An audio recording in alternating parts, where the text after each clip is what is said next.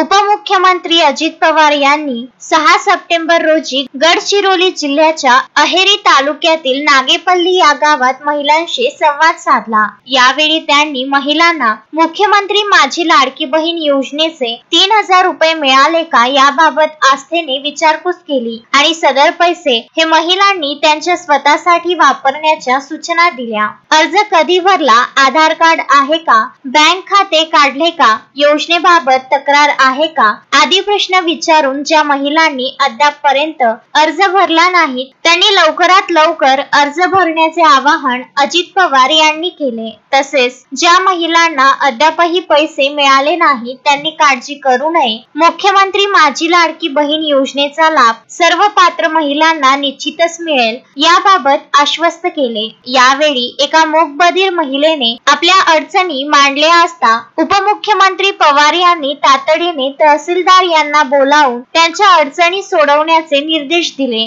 या प्रसंगी उपमुख्यमंत्री यांना महिलांनी राखी बांधून त्यांचे स्वागत केले। अन्न व औषध प्रशासन मंत्री धर्मराव बाबा आत्राम, राज्य महिला आयोगाच्या अध्यक्षा रुपाली चाकणकर यावेळी उपस्थित होत्या। राजेश खोब्रागडे, विदर्भ न्यूज, गडचिरोली।